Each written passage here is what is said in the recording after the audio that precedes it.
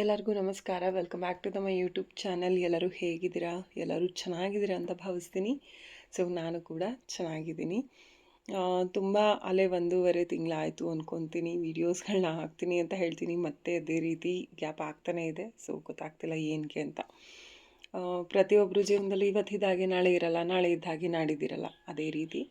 So ಕೆಲವೊಂದು ಟೈಮಲ್ಲಿ ಇವತ್ತು ವೀಡಿಯೋ ಮಾಡಬೇಕು ಅಂತ ಅನಿಸುತ್ತೆ, ನಾಳೆ ಅಯ್ಯೋ ಬೇರೆ ಕೆಲಸಗಳಿದೆ, ಮೊದಲು ಅದ್ರ ಕಡೆ ಗಮನ ಕೊಡೋಣ ಅನಿಸುತ್ತೆ. ಈ ಥರ ಅನಿಸೋದು ಕಾಮನ್ ಎಲ್ಲರಿಗೂ ಕೂಡ.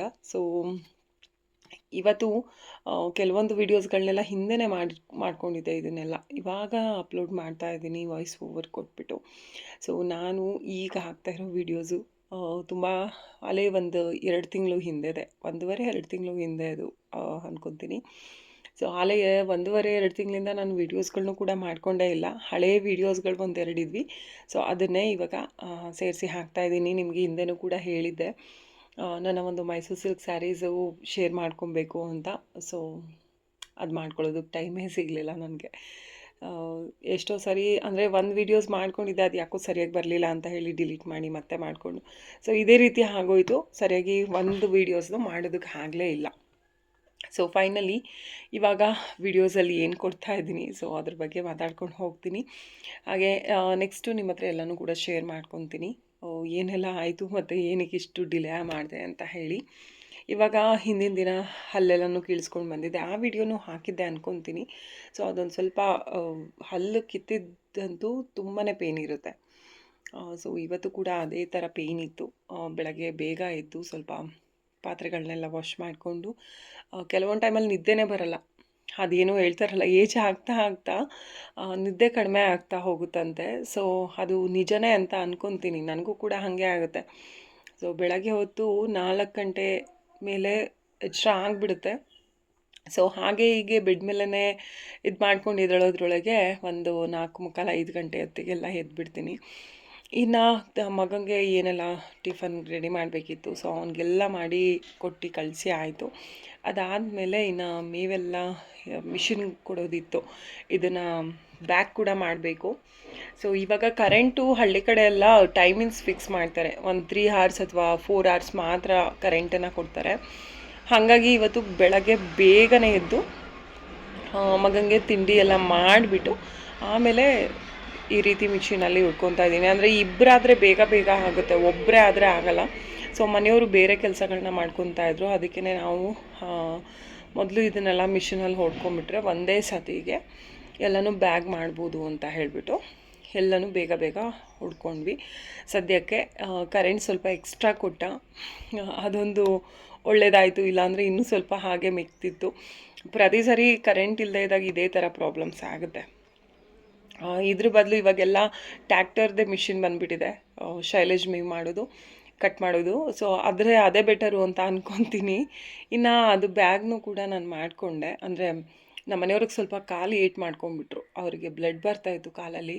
ಸೊ ಉಪ್ಪೆಲ್ಲ ಹಾಕ್ತೀವಿ ಅಲ್ವಾ ಅದಕ್ಕೆ, ಶೈಲೇಜ್ ಮೇವ್ ಮಾಡೋದಕ್ಕೆ, ಅದಕ್ಕೆ ಅವರು ತುಣಿದ್ರೆ ಇನ್ನೂ ಉರಿ ಜಾಸ್ತಿ ಆಗುತ್ತೆ, ನೋವು ಜಾಸ್ತಿ ಆಗುತ್ತೆ ಅಂತ ಹೇಳಿಬಿಟ್ಟು. ಸೊ ಕೊನೆಯದಾಗಿ 1-2 ಬ್ಯಾಗ್ ನಾನು ಮಾಡಿಕೊಂಡೆ ಅಷ್ಟೇ. ಸೊ ಇನ್ನೆಲ್ಲ ಬ್ಯಾಗ್ ಅವರೇ ಮಾಡಿದರು. ಇದು ನೆಕ್ಸ್ಟ್ ಡೇ. ಹಿಂದಿನ ದಿನ ಅಂತೂ ಅಷ್ಟು ಕೆಲಸಗಳು ಮಾಡಿ ತುಂಬಾ ಮೈಕೈ ಎಲ್ಲ ಸ್ಟ್ರೈನ್ ಆಗಿತ್ತು. ಎಷ್ಟೇ ಟಯರ್ಡ್ ಇದ್ದರೂ ಕೂಡ ಬೆಳಗ್ಗೆ ಎದ್ದು ಮಗನಿಗೆ ಸ್ಕೂಲಿಗೆ ಪ್ರಿಪೇರ್ ಮಾಡಲೇಬೇಕು ಎಲ್ಲನೂ. ಸೊ ದೋಸೆ ಮಾಡಿ ಹಾಗೆ ಟೊಮೊಟೊ ಕುರ್ಮನೂ ಕೂಡ ಮಾಡಿಕೊಂಡೆ. ಅವನಿಗೆ ಇವಾಗ ಆಲೂಗೆಡ್ಡೆ ಪಲ್ಯನೇ ಮರ್ತೋಗ್ಬಿಟ್ಟಿದ್ದೀವಿ ನಾವು. ನಮಗೆ ಆಲೂಗೆಡ್ಡೆ ಪಲ್ಯ ಇಷ್ಟ ಆಗುತ್ತೆ, ಬಟ್ ನನ್ನ ಮಗ ಅಂತೂ ಆಲೂಗೆಡ್ಡೆ ಪಲ್ಯ ತಿನ್ನೋದೇ ಇಲ್ಲ. ಆಲೂಗೆಡ್ಡೆನೇ ತಿನ್ನಲ್ಲ. ಅಂದರೆ ಸಾಂಬಾರಿಗೆ ಆಲೂಗೆಡ್ಡೆ ಹಾಕಿದ್ರೆ ತಿಂತಾನೆ, ಬಟ್ ಆಲೂಗೆಡ್ಡೆ ಪಲ್ಯ ಮಾಡೋದು, ಆಲೂಗೆಡ್ಡೆ ಬಜ್ಜಿ ಮಾಡೋದು ಈ ರೀತಿ ಅವ್ನಿಗೆ ಇಷ್ಟನೇ ಆಗಲ್ಲ. ಸೊ ಓಕೆ ಅಂತ ಹೇಳಿಬಿಟ್ಟು ಟೊಮೊಟೊ ಕುರ್ಮನೆ ಮಾಡಿದೆ. ಇನ್ನು ಅವನಿಗೆ ತಿಂಡಿ ಎಲ್ಲ ಮಾಡಿ ಕೊಟ್ಟು ಕಳಿಸಿದ ಮೇಲೆ ನಾನು ಅದೇ ನೆನ್ನೆ ಮೇವೆಲ್ಲ ಮಾಡಿದ್ವಿ, ಬ್ಯಾಗೆಲ್ಲ ಮಾಡಿ ಆಯ್ತಲ್ವ. ಸೊ ಅದೆಲ್ಲ ತುಂಬಾ ಧೂಳಿರುತ್ತೆ, ಸಣ್ಣ ಧೂಳು. ಸೊ ಅದನ್ನೆಲ್ಲ ಸರ್ವಿಸ್ ಮೋಟ್ರಲ್ಲೇ ನಾನು ಪ್ರತಿ ಸರಿ ತೊಳೆಯೋದು. ಮೊದಲೆಲ್ಲ ಕೈಯಲ್ಲಿ ಉಜ್ಜಿ ತೊಳಿತಾ ಇದ್ವಿ. ಸೊ ಸರ್ವಿಸ್ ಮೋಟರಲ್ಲಂತೂ ಹಿಡಿದ್ಬಿಟ್ರೆ ನೀಟಾಗಿ ಎಂಥ ಕರೆ ಇದ್ರೂ ಕೂಡ ಹೋಗಿಬಿಡುತ್ತೆ. ಸೊ ಕೊಡ್ಗೆ ಹತ್ರ ಹಾಕ್ಕೊಂಡಿರ್ತೀವಿ ಯೂಶ್ವಲಿ ಸರ್ವಿಸ್ ಮೋಟ್ರನ್ನ, ಅದನ್ನು ತೊಗೊಂಡು ಬಂದ್ಬಿಟ್ಟು ಹೀಗೆ ಹೊರಗಡೆ ಏನಾದರೂ ತೊಳೆಯೋದಿದ್ರೆ ಹೊರಗಡೆ ತೊಗೊಂಡು ಬಂದು ತೊಳ್ಕೊತೀನಿ. ಸೊ ಇವಾಗ ತುಂಬ ಈಸಿನೂ ಆಯಿತು. ಸ್ವಲ್ಪ ಲೇಟ್ ಆಗುತ್ತೆ, ಯಾಕಂದರೆ ತುಂಬ ಸಣ್ಣದಾಗಿ ಮಾಡಿಕೊಂಡು ನಾನು ಸಣ್ಣ ಧೂಳು ಏನಿರುತ್ತೆ ಅದೆಲ್ಲ ಪೂರ್ತಿಯಾಗಿ ಹೋಗಬೇಕು ಅಂತ ಹೇಳಿಬಿಟ್ಟು ಸಣ್ಣದಾಗಿ ಮಾಡ್ಕೊಂಡು ತೊಳಿತಾ ಇರ್ತೀನಿ. ಸೊ ಆವಾಗ ಕರೆಂಟ್ ಹೋಗಿಬಿಟ್ರೆ ಅನ್ನೋದು ಒಂದೇ ಭಯ. ಸೊ ಬೇಗ ಬೇಗ ಅದನ್ನೆಲ್ಲನೂ ತೊಳೆದು, ಮತ್ತು ಇವತ್ತು ಶುಕ್ರವಾರ ಆಗಿದ್ದರಿಂದ ವಾರ ಮಾಡಲಿಲ್ಲ, ಬಿಕಾಸ್ ಮನೆಯವರು ಜೋಳ ಹಾಕಬೇಕು ಅಂತ ಹೇಳಿದ್ರು. ಇನ್ನು ಸಂಜೆಗೆ ಬಂದು ವಾರ ಮಾಡ್ಕೊಳ್ಳೋಣ ಅಂತ ಹೇಳಿಬಿಟ್ಟು ಜೋಳನ ಹಾಕ್ಕೊತಾ ಇದ್ವಿ. ಸೊ ಇವಾಗ ಮಧ್ಯದಲ್ಲಿ 1-2 ತಿಂಗಳು ನಾವು ಗ್ಯಾಪ್ ಕೊಟ್ಬಿಟ್ವಿ. ಸೊ ಮೇವು ಸಾಲ್ಟೇಜ್ ಆಯಿತು, ಬೇರೆ ಕಡೆಯಿಂದ ದುಡ್ಡು ಕೊಟ್ಟು ತೊಗೊಂಡು ಬರೋ ಹಂಗಾಯಿತು. ಒಂದೇನು ಅಂದರೆ ನಮ್ಮದೇ ತೋಟ ಜಮೀನು ಚೆನ್ನಾಗಿರೋದ್ರಿಂದ ಸೊ ನೀರು ಕೂಡ ಇದೆ, ಬೆಳ್ಕೊಬೋದು. ಬಟ್ ಮಧ್ಯ ನಾನೇ ನಮ್ಮ ಮನೆಯವ್ರಿಗೆ ಬೇಡ, ಇವಾಗ ಸ್ವಲ್ಪ ಗ್ಯಾಪ್ ಕೊಡೋಣ ಅಂತ ಹೇಳಿದೆ. ಸೊ ಅದೇನಾಯಿತು, ಮೇವೆಲ್ಲ ಮುಗ್ದೋಗ್ಬಿಡ್ತು. ಸೊ ಆ ಥರ ಪ್ರಾಬ್ಲಮ್ ಆಯಿತು. ಇನ್ನು ನೆಕ್ಸ್ಟು ಅಲ್ಲೆಲ್ಲ ಮುಗಿಸ್ಕೊಂಡು ಬಂದು ಇವಾಗ ಒಂದು ಡ್ರೆಸ್ನ ಬುಕ್ ಮಾಡಿದ್ದೆ ಮಿಂತ್ರಾದಲ್ಲಿ. ನನಗೆ ಮಿಂತ್ರಾದಲ್ಲಿ ತುಂಬಾ ಚೆನ್ನಾಗಿದೆ ಕ್ವಾಲಿಟಿ ವೈಸ್. ಅಲ್ಲೇ ಸುಮಾರು ಒಂದು 4 ಡ್ರೆಸ್ಸಸ್ನ ನಾನು ಬುಕ್ ಮಾಡಿ ತೊಗೊಂಡಿದ್ದೀನಿ. ನಾವು ಹೇಳ್ತೀವಿ ಅಲ್ವ, ಹೊರಗಡೆ ಹೋದ್ರೂ ನಾವೀಗ 1,500 ಕಡಿಮೆ ಯಾವುದೇ ಡ್ರೆಸ್ಸಸ್ನ ನಾವು ತೊಗೊಳೋದಕ್ಕೆ ಹೋಗಲ್ಲ. ಬಟ್ ಹೊರಗಡೆ ತೊಗೊಳೋದಕ್ಕೆ ಅಂತ ಹೋದಾಗ ಅಷ್ಟು ಕ್ವಾಲಿಟಿ ವೈಸ್ ನನಗೆ ಇಷ್ಟನೇ ಆಗಿಲ್ಲ. ಚನ್ನರಾಯಪಟ್ಟಣ ಆಗಿರ್ಬೋದು ಅಥವಾ ಬೇರೆ ಕಡೆ ಎಲ್ಲರೂ ತೊಗೊಂಡಾಗೆಲ್ಲ ಆನ್ಲೈನಲ್ಲಿ ತೊಗೊಂಡಿರೋದೇ ಎಷ್ಟು ಓಕೆ ಅಂತ ಅನಿಸಿದೆ ನನಗೆ ಕ್ವಾಲಿಟಿನಲ್ಲಿ. ಹಾಗಾಗಿ ಒಂದು ತುಂಬ ಡಿಫ್ರೆಂಟಾಗಿರಬೇಕು ಎಲ್ಲ. ನಾನು ಕುರ್ತಾ ಸೆಟ್ ಬಿಟ್ಟರೆ ಇನ್ನೇನು ಹಾಕ್ಕೊಳ್ಳಲ್ಲ, ಬೇರೆ ಥರ ಯಾವುದೇ ಡ್ರೆಸ್ಸಸ್ನ ನಾನು ಹಾಕಲ್ಲ. ಹಾಗಾಗಿ ಅದರಲ್ಲೇ ಡಿಫ್ರೆಂಟಾಗಿ ಯಾವ್ದಾದ್ರು ಚೆನ್ನಾಗಿರೋದು ಡಿಸೈನ್ ಆಗಿರೋದು ನೋಡೋಣ ಅಂತ ಹೇಳಿಬಿಟ್ಟು ನೋಡ್ತಾ ಇದ್ದೆ. ಹಾಗೆ ಸ್ಕ್ರೋಲ್ ಮಾಡಿ ನೋಡಬೇಕಾದ್ರೆ ಒಂದು ಕುರ್ತಿ ಅಂದರೆ ಕಾಟನ್ ಸೆಟ್ಟು ತುಂಬ ಚೆನ್ನಾಗಿದೆ ಅಂತ ಅನ್ನಿಸ್ತು. ಓಕೆ, ಅದನ್ನು ಓಪನ್ ಮಾಡೋಣ, ಹಾಗೆ ವಿಡಿಯೋ ಮಾಡ್ಕೊಳ್ಳೋಣ ಅಂತ ಮೊದಲು ತರಿಸ್ಕೊಂಡಿದ್ದು 2 ಡ್ರೆಸ್ಸಸ್ದು ವಿಡಿಯೋ ಮಾಡಲಿಲ್ಲ ನಾನು. ಅದನ್ನು ಹಾಗೆ ಹೊಡೆದು ಹಾಗೆ ನೋಡಿಕೊಂಡು ಬೀರುನಲ್ಲಿ ಇಟ್ಕೊಂಡಿದ್ದೀನಿ. ಸೊ ಇದನ್ನಾದ್ರೂ ಇದಂದರೆ ಸ್ವಲ್ಪ ಡಿಫ್ರೆಂಟ್ ಆಗಿದೆಯಲ್ಲ ಅಂತ ಹೇಳಿಬಿಟ್ಟು ಇದನ್ನು ನಿಮ್ಮ ಹತ್ರ ಶೇರ್ ಮಾಡ್ಕೊಳ್ಳೋಣ ಅಂತ ಹೇಳಿಬಿಟ್ಟು ಸೊ ಸಾಯಂಕಾಲ ಮನೆಗೆ ಬರ್ತಿದ್ದ ಹಾಗೇ ಇದು ಪಾರ್ಸಲ್ ಕೂಡ ಬಂತು. ಅದನ್ನು ಹಾಗೆ ಇಟ್ಟಿದ್ದೆ, ಓಪನ್ ಮಾಡೋದು ಬೇಡ ಅಂತ ಹೇಳಿ. ಇವಾಗ ಓಪನ್ ಮಾಡೋಣ ಅಂತ ಹೇಳಿಬಿಟ್ಟು ಹಾಗೆ ಕೂತ್ಕೊಂಡೆ. ಸೊ ನಿಮಗೂ ಕೂಡ ಅದನ್ನು ಶೇರ್ ಮಾಡ್ತೀನಿ. ಇಷ್ಟ ಆದರೆ ಖಂಡಿತವಾಗ್ಲೂ ನೀವು ಕೂಡ ಬೈ ಮಾಡಿ. ನನಗದು ಓಪನ್ ಮಾಡೋವರೆಗೂ ಯಾವ ರೀತಿ ಇದೆಯಪ್ಪ, ನನಗೆ ಇನ್ನೊಂದೇನು ಅಂದರೆ ಸೈಜು ತುಂಬಾ ವೇರಿಯೇಷನ್ ಆಗುತ್ತೆ. ಸೊ ಅದಕ್ಕೆ ಏನು ಮಾಡಿಬಿಡ್ತೀನಿ, ಇವಾಗೆಲ್ಲ XXL ಮಾಡ್ಕೊಂಬಿಡ್ತೀನಿ. ಲೂಸ್ ಇದ್ದರೆ ನನ್ನದೇ ಮಿಷಿನ್ ಇರೋದ್ರಿಂದ ಬಟ್ಟೆ ಹೊಲಿಯೋದು, ನಾನೇ ಸ್ಟಿಚ್ ಹಾಕೊಂಬಿಡ್ಬೋದು ನನಗೆ ಎಷ್ಟು ಬೇಕಷ್ಟನ್ನು. ಅದೇ ಟೈಟ್ ಆಯಿತು ಅಂತ ಅಂದಾಗ ಅದನ್ನು ರಿಟರ್ನ್ ಹಾಕಬೇಕು. ಸೊ ಅದೆಲ್ಲ ತುಂಬ ದೊಡ್ಡ ತಲೆನೋವು. ಅದಕ್ಕೋಸ್ಕರ ಸ್ವಲ್ಪ ದೊಡ್ಡ ಸೈಜೇ ನಾನು ಯಾವಾಗಲೂ ಮಾಡ್ಕೊತೀನಿ.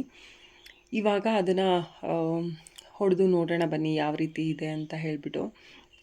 ಚೆನ್ನಾಗಿದೆ, ಒಂಥರ ಡಿಫ್ರೆಂಟ್ ಆಗಿದೆ. ಬಟ್ ನನಗೆ ಅದನ್ನು ವೇರ್ ಮಾಡಿದ ಮೇಲೆ ನಿಮಗೆ ಗೊತ್ತಾಗುತ್ತೆ, ಸ್ವಲ್ಪ ನನಗೆ ಕಂಫರ್ಟಬಲ್ ಅಂತ ಅನ್ನಿಸ್ಲಿಲ್ಲ. ಬಿಕಾಸ್ ಯಾಕೆ ಅಂತ ನಿಮಗೆ ಮುಂದೆ ನೋಡಿದಾಗ ನಿಮಗೆ ಗೊತ್ತಾಗುತ್ತೆ.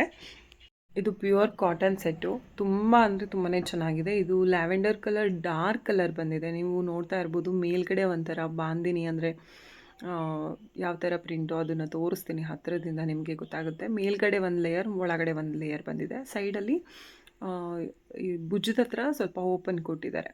ಅದು ತುಂಬ ಬಿದೋಗೋದಿಲ್ಲ, ಸ್ಟಿಫಾಗಿ ಕುತ್ಕೊಳ್ಳುತ್ತೆ, ಯಾವುದೇ ರೀತಿ ಒಂಥರ ಅಸಭ್ಯವಾಗಿ ಕಾಣೋದಿಲ್ಲ. ಹಾಗಾಗಿ ಅದನ್ನು ವೇರ್ ಮಾಡಿ ನೋಡಿಬಿಡೋಣ ಒಂದು ಸರಿ ಆಮೇಲೆ ಅಂತ ಹೇಳಿಬಿಟ್ಟು ವೇರ್ ಮಾಡಿನೂ ಕೂಡ ನೋಡಿದೆ. ಸ್ವಲ್ಪ ಲೂಸ್ ಇದ್ದಿದ್ದರಿಂದ ಆ ಥರ ಅನ್ನಿಸ್ತಿತ್ತು, ಭುಜದಲ್ಲಿ ಸ್ವಲ್ಪ ಬೀಳ್ತಾ ಇದೆ ಅನ್ನೋ ಥರ ಫೀಲ್ ಆಗ್ತಿತ್ತು. ಟಾಪ್ ಒಂದು ಸ್ವಲ್ಪ ಲೂಸ್ ಇತ್ತು, ಬಟ್ ಪ್ಯಾಂಟ್ ಕಂಫರ್ಟಬಲ್ ಆಗಿದೆ. ಕಾಟನ್ ಸೆಟ್ಟು ಅದು ಈ ಬೇಸಿಗೆಲಂತೂ ಖಂಡಿತ ತುಂಬಾ ಚೆನ್ನಾಗಿದೆ. ಒಂಥರ ತಣ್ಣಗಾಗ್ತಾಯಿತ್ತು ನಾನು ಹಾಕ್ಕೊಂಡಾಗ. ಬೇಸಿಗೆಗೆ ಕಾಟನ್ ತುಂಬಾ ಒಳ್ಳೆಯದು ವೇರ್ ಮಾಡೋದು. ಸೊ ಇದು ಬಂದು ಸೈಡ್ ಓಪನ್ ಇರಲ್ಲ, ಫುಲ್ ಅಂಬ್ರೆಲ್ಲ ಸೆಟ್ ಇರುತ್ತೆ. ಮತ್ತು ಒಳಗಡೆ ಲೈನಿಂಗ್ ಕೂಡ ಇದೆ ಇದಕ್ಕೆ. ಕಾಟನ್ ಅಂತ ಹೇಳ್ಬಿಟ್ಟು ಒಂದೇ ಲೇಯರ್ ಕೊಟ್ಟಿಲ್ಲ, ಒಳಗಡೆ ಲೈನಿಂಗ್ ಕೂಡ ಇದೆ. ನಾನು ತೊಗೊಂಡಿರೋ ಎಲ್ಲದರಲ್ಲೂ ಕೂಡ ಲೈನಿಂಗ್ ಇದೆ. ನಾವು 1000 ಎಬೋ ಡ್ರೆಸ್ಸಸ್ನ ತೊಗೋತೀವಿ ಅಂತ ಅಂದರೆ ಅಫ್ಕೋರ್ಸ್ ಎಲ್ಲದರಲ್ಲೂ ಕೂಡ ಲೈನಿಂಗ್ ಕೊಟ್ಟಿರ್ತಾರೆ. ತುಂಬಾ ಚೆನ್ನಾಗಿದೆ. ಸೊ ಇಲ್ಲಿ ನೋಡ್ತಾ ಇದ್ದೀರಾ ಅಲ್ವಾ, ಈ ಥರ ಒಂದು ಸ್ವಲ್ಪ ಆಗ್ತಾಯಿತ್ತು. ಮತ್ತು ಭುಜದ ಹತ್ರ ಸ್ವಲ್ಪ ಬೀಳೋ ಥರ ಆಗ್ತಿತ್ತು. ಬಿಕಾಸ್ ಇನ್ನೂ ನಾನು ಸ್ಟಿಚಿಂಗ್ ಏನೂ ಹಾಕ್ಕೊಂಡಿಲ್ಲ. ಸ್ಟಿಚ್ ಹಾಕಿದ್ಮೇಲೆ ಎಲ್ಲವೂ ಕೂಡ ಸ್ಟಿಫಾಗಿ ಕೂತ್ಕೊಂಡಾಗ ನೀಟಾಗಿ ಅದು ಕೂಡ ಕೂತ್ಕೊಳ್ಳುತ್ತೆ.